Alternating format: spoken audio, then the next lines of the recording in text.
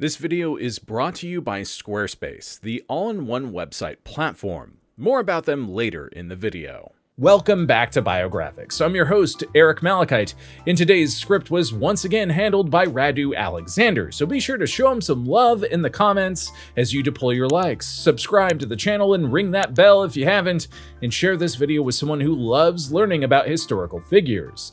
Let's get to it.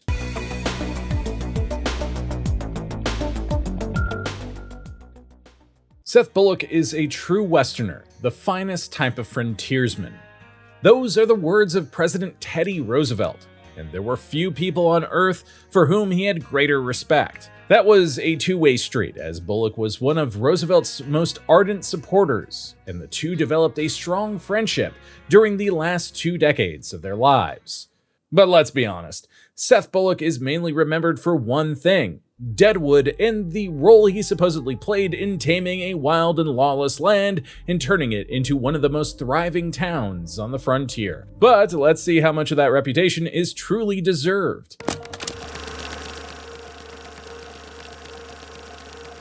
Seth Bullock was born in the town of Amherstburg in modern Ontario, Canada.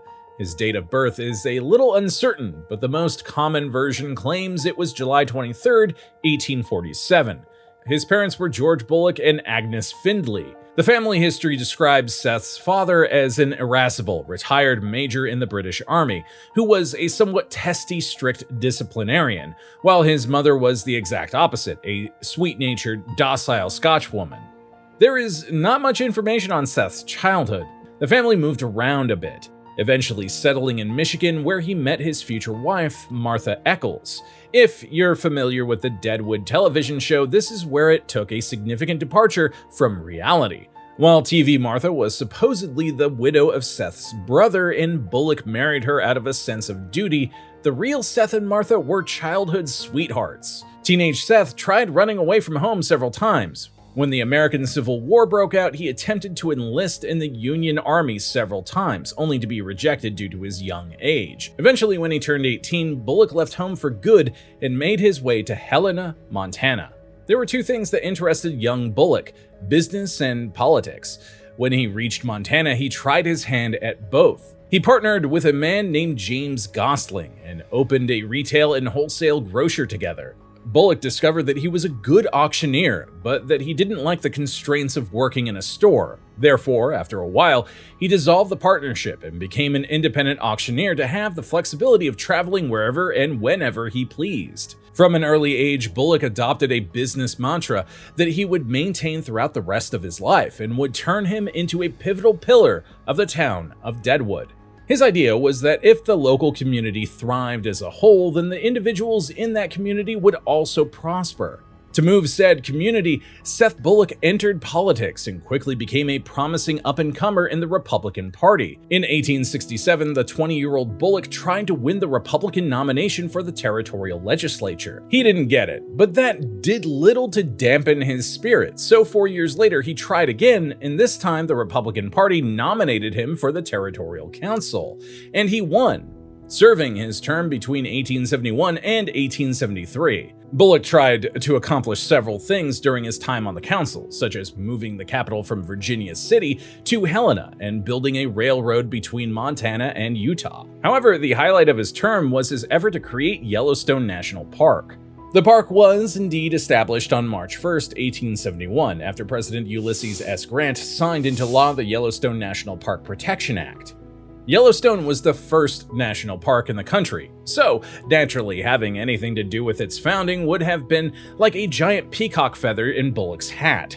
However, it's possible that his role in the endeavor has been exaggerated just a smidge to enhance Bullock's legend. What Bullock did was introduce a motion to the Montana Legislative Council to adopt a memorial asking Congress to create a great national park in the Yellowstone area. And Bullock's supporters argue that it was his original legislation that convinced Congress that Yellowstone should become a national park. There are two problems here. First, creating the park wasn't even the key issue on Bullock's legislation, but rather taking Yellowstone from Wyoming and giving it to Montana. That didn't fly. Today, over 95% of Yellowstone National Park is in Wyoming, and only small sections are located in Montana and Idaho. And second, the debate over Yellowstone was already happening in Congress by the time Bullock introduced his motion. Two other Montana Republicans were advocating for it: Cornelius Hedges and William Claggett. Hedges had published articles about it since before Bullock was even elected, and Claggett was the Montana congressman who actually introduced the bill into the House of Representatives. And if there is one person who deserves credit for convincing Congress, it's probably geologist Ferdinand Vanderveer Hayden, who led a surveying expedition to Yellowstone before Bullock's legislation and strongly advocated for the creation of the national park. So it is far more likely that they influenced Bullock than the other way around. If you want your business to be as legendary as the Wild West Seth Bullock, then you're going to need an awesome website. And the sponsor for today's video, Squarespace, has you covered. Squarespace is the all-in-one website platform perfect for entrepreneurs with wares to sell, bloggers with a message to spread, and artists looking to reach the masses with their work. Whether you're just starting out or you're looking for a way to better manage your brand, or you're looking to open a swanky resort in the middle of your frontier town, Squarespace makes it easy for you to create beautiful professional websites, engage with your audience, and make sure the right people are getting your message. Squarespace's Fluid Engine makes it easier than ever for pretty much anyone to dive in and make a beautiful website. Answer a few questions about the goals you'd like to accomplish with your site, choose a template, and get dragging and dropping elements onto your template. Drag and drop technology is also included in every Squarespace site. And now introducing Design Intelligence, Squarespace's brand new service that combines 2 decades of industry-leading design expertise with cutting-edge AI technology to unlock your strongest creative potential.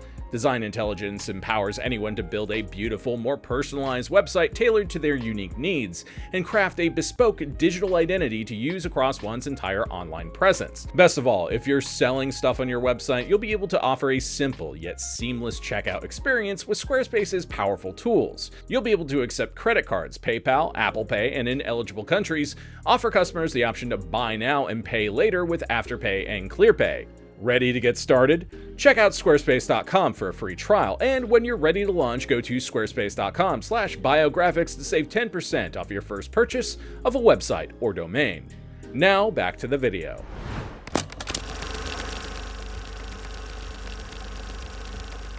During his time on the Territorial Council, Bullock also dipped his toes into other public roles. First, he joined the fire department, eventually becoming chief engineer before switching to law enforcement and serving as a deputy sheriff. Then in 1873, when his term in office ended, Bullock ran for sheriff of Lewis and Clark County and won by 66 votes. His time as sheriff in Montana was relatively quiet and mostly involved disarming drunks and troublemakers and letting them cool off in the hoosegow before they got too rowdy.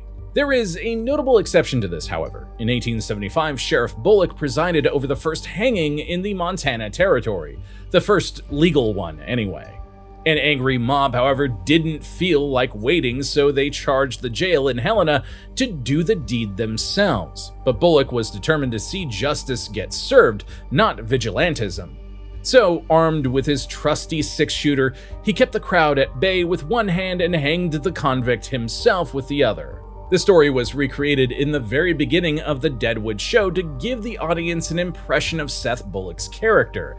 Unfortunately, however, it seems that it was more fiction than fact. Newspapers of the time wrote that the execution was carried off without a hitch. There was no mob, although there were a lot of spectators who weren't supposed to be there. Montana law stated that the hanging be done privately, but a bunch of people climbed to the roofs of nearby buildings to witness the event. But Bullock issuing citations and yelling at those darn kids to climb down from the roof wasn't quite as thrilling as him fending off an angry crowd with a gun. Before his time as sheriff ended, Bullock oversaw another hanging, again without incident, but executing people was not something he was fond of. In fact, it affected him enough that he did not seek re-election and instead wanted to become an auctioneer again. That's when he decided to team up with a friend of his called Soulstar, a name that will be familiar to fans of the show. The two of them had met when Bullock entered politics and had even rented a room together for a while. So when word reached them that there was gold in the Black Hills, Bullock and Starr formed a partnership and set out to seek their fortunes in a burgeoning settlement in the Dakota Territory, known as Deadwood.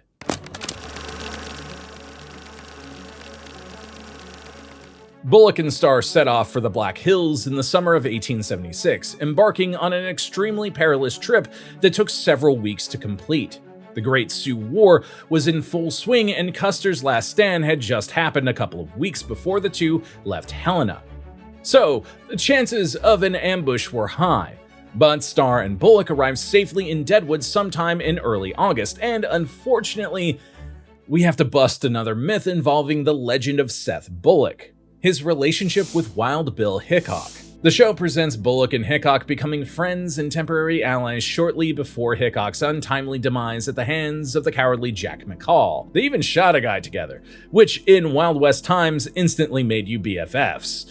But alas, Wild Bill was killed on August 2nd and Bullock arrived in Deadwood on August 3rd. So unless Bullock dabbled in spiritualism as a hobby or time travel, the two had never met. As you might imagine, Deadwood was in a bit of a tizzy upon Bullock's arrival, so few people noticed two new additions to the camp. But even so, on that same night, Bullock and Starr began hawking goods right from their tent.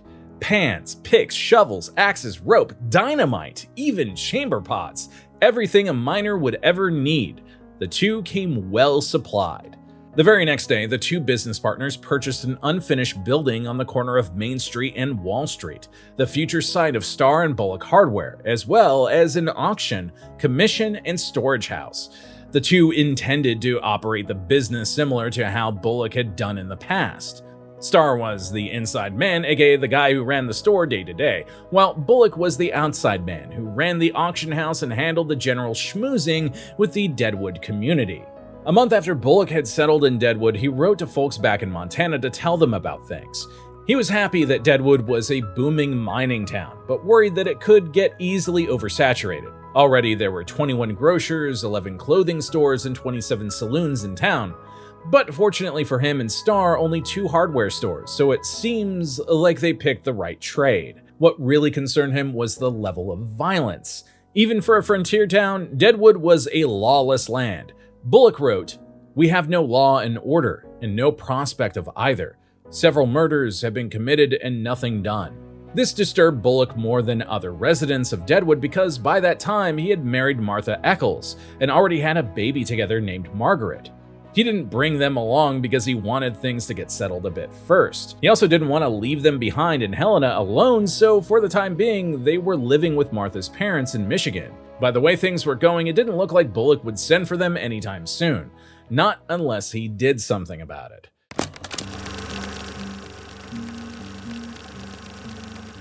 Living in an unruly settlement away from the prying eyes of the government might sound appealing to some people, but it can get old pretty fast, especially when problems like fires, disease, and crime run rampant without anyone to solve them. Deadwood might not have been ready for a sheriff just yet, but it decided to establish the Board of Health and Street Commissioners.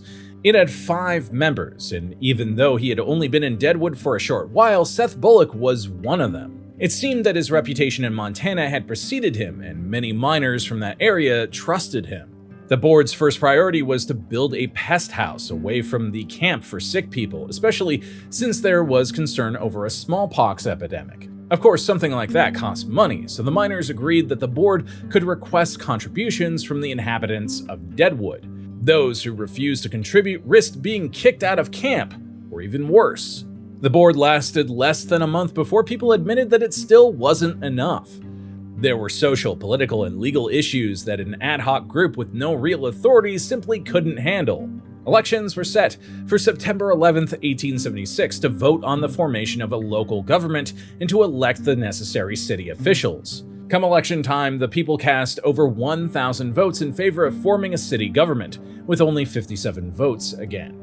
Clearly, the residents of Deadwood had had enough of frontier lawlessness, although we should point out that this new administration still wasn't recognized by the US government. Deadwood was settled on Native American land, so the entire town was technically illegal, at least for a little while longer.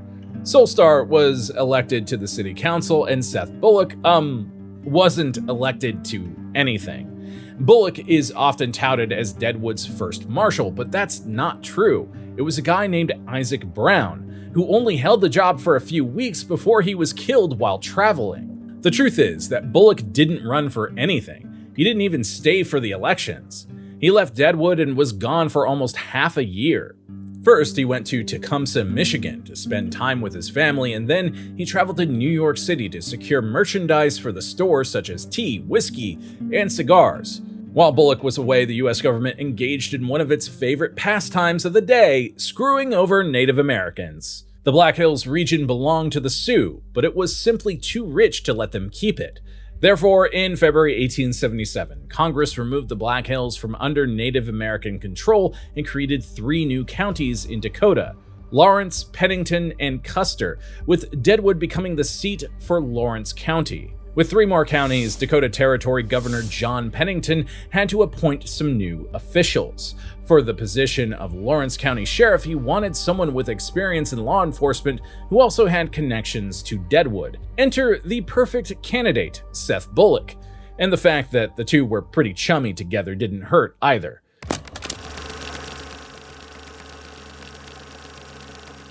When Bullock finally returned to Deadwood, he did so as the new sheriff of Lawrence County. Contrary to popular belief, Bullock was never sheriff or marshal of Deadwood itself, but since Deadwood was the county seat, that's where he was based. He used the hardware store as his office. The fireproof storage facility he and Starr built doubled as the local jail. Bullock had a difficult task ahead of him.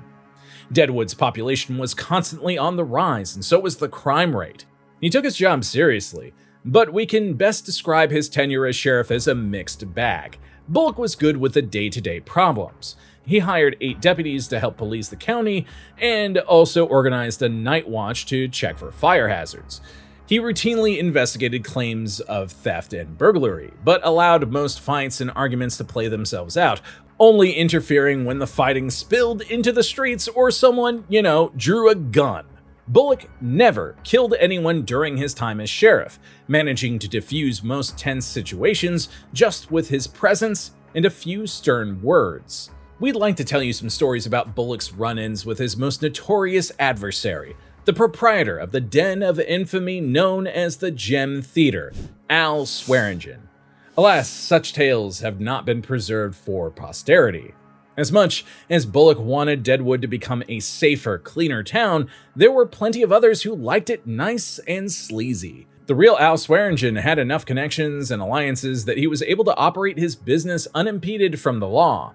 When he finally left Deadwood, it wasn't because of anything Bullock had done. It was because the gem had burned down and Swearingen felt like getting a new start someplace else. Disputes over land and mining claims were a frequent problem in Deadwood, but one that Bullock tried to avoid since they were settled by the courts and were typically outside his purview. However, they often escalated to violence, so the sheriff had no choice but to get involved. One shootout on a hill above South Deadwood led to 1 man dead and 2 injured. Bullock arrested 2 men named May and Blair, who later became the first persons convicted of murder in the new county. Bullock suffered a few black eyes during his time as sheriff. On one occasion, a gang of 5 outlaws robbed a stagecoach coming to Deadwood and killed the driver, Johnny Slaughter, which is a very unfortunate and ironic name for a guy killed by outlaws while driving a stagecoach. You can't write that. Bullock organized a posse and spent months tracking them down with no success. On another occasion, Bullock had to deal with a strike when 30 miners refused to leave Keats Mine after not being paid. This time, stern words did not work. Eventually, Bullock got them out by sealing the air shafts and smoking them out with burning sulfur, but this did not endear him to the people of Deadwood, many of whom were either miners or had miners in their families. The truth was that most people in Lawrence County were unhappy, not just the ones in Deadwood. They never liked the fact that Governor Pennington simply appointed the officials in the 3 new counties instead of holding elections. They feared that he got his buddies into power to benefit himself, something referred to politically as the Yankton Ring. Eventually, the problem got big enough that a district federal judge ruled that a special election would take place in November 1877. This was just 9 months after Seth Bullock took office, and to nobody's surprise, he lost the election, as did most of the governor's appointees. His association with Pennington and his treatment of the miners were his undoing. A guy named John Manning became the new sheriff. Then in 1878, when the regularly scheduled election took place, Bullock ran again, but Manning defeated him once more. It seemed like Seth Bullock's career as a lawman in Deadwood was over before it truly got started.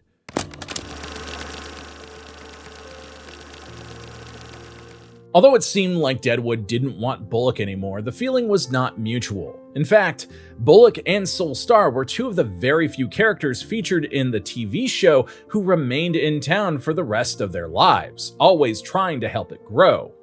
Bullock simply focused his attention on business. He and Star bought 160 acres of land where they started a dairy farm, grew cattle, bred horses, and planted alfalfa crops. The land that Bullock and Star owned proved to be invaluable to the development of the region when the Fremont, Elkhorn, and Missouri Valley Railroad wanted to lay down track in the area. Originally, the railroad was going to go past Minnesota, the county seat of Butte County. However, the owner of that land wanted a fortune to let the railroad pass through. Bullock and Star, on the other hand, offered 40 acres of prime real estate for the princely sum of $1, as long as they built the terminal in their neck of the woods. Obviously, the railroad company couldn't pass up such a deal, so it complied, and the new train depot was built on the site of an earlier stage station. People quickly bought plots of land nearby, and the town of Belle Fourche was founded. It thrived and became one of the largest livestock shipping points in the country, eventually being named the new county seat of Butte County, whereas Minnesota turned into a ghost town. Things weren't going so well back in Deadwood. The town saw two major fires during the late 19th century, which destroyed most of Main Street on both occasions, including Star and Bullock's hardware. The first one happened in 1879 and the second in 1894. The partners rebuilt after the first fire, bigger and better, including a stone warehouse and the finest private office in town, according to them. They even franchised, opening hardware stores in other towns such as Spearfish, Rapid City, and Sturgis. After that, they expanded to Wyoming and Montana. For decades, the hardware stores and the ranch represented the bulk of Bullock's business interests, barring some investments in mining, banking, and iron smelting that didn't pan out. But after the second fire in 1894, he was struck by a bolt of inspiration. Instead of rebuilding the hardware store, he constructed the Bullock Hotel on the site. With 3 stories and 63 luxury rooms, it was by far the swankiest place in Deadwood. And it still operates today. And of course, the hotel is apparently haunted by Seth Bullock's ghost, who's still around to make sure that the employees don't laze about too much. Business acumen might have made Bullock successful, but it was his law enforcement career that created his legacy. And although his stint as sheriff was short-lived, he found a new job immediately after losing the election when he was named deputy marshal for the Dakota Territory. He kept this position for a decade, but it just wasn't the same. He was basically a freelancer, getting paid a fee every time he accomplished a task, and most of the jobs involved serving summonses or enforcing liquor laws. It wasn't the kind of action we would associate with a famed Wild West lawman.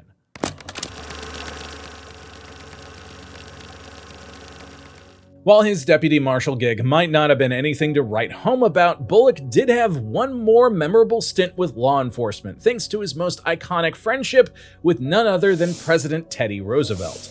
The two met in 1892 when Roosevelt passed through Deadwood while working for the U.S. Civil Service Commission. The two struck up a mild acquaintance which blossomed into a great friendship in 1898 during the Spanish-American War. Both men enlisted and were given command of their own cavalry regiment.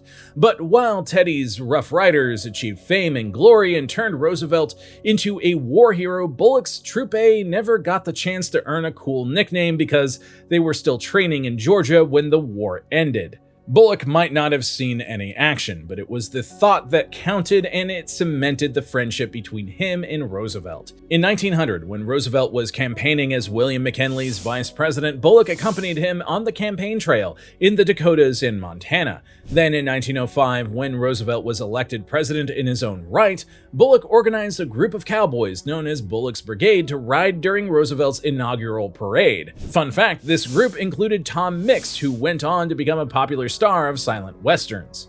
In return, Roosevelt appointed Bullock U.S. Marshal for South Dakota in 1906. And then, so did his successor, William Howard Taft. But Bullock was almost 60 years old at that point. He was absolutely not going to chase down outlaws or anything like that. He did go after the occasional bootlegger or embezzler, but for the most part, this was a supervisory role, with his deputies handling the day-to-day stuff. He left the office in 1914 at the age of 67, but just like his friend Teddy Roosevelt, he had no intention to retire. In 1917, he wanted to be part of a volunteer formation organized by Roosevelt to serve in World War I, but President Woodrow Wilson rejected the idea. The spirit might have been willing, but the flesh was spongy and bruised. Bullock's body simply couldn't keep up. That same year, he fell ill and slowed down considerably. Then in 1919, when his dear friend Teddy Roosevelt passed away, Bullock erected a memorial to him on Sheep Mountain near Deadwood. He dedicated it on July 4th, but getting it built took all the energy he had left. Seth Bullock died of intestinal cancer 2 months later on September 23, 1919, aged 73. He was buried in Deadwood's Mount Moriah Cemetery, close to Wild Bill Hickok, Calamity Jane, Dora Dufran, and other colorful characters who turned Deadwood into a quintessential part of Wild West history. I hope you learned something today, and if you enjoyed today's video, be sure to deploy your likes, comment a Wild West icon we haven't covered yet, subscribe to the channel and ring that bell if you haven't, and share this video with someone who loves learning about historical figures. I'm Eric Malachite, and we'll see you next time.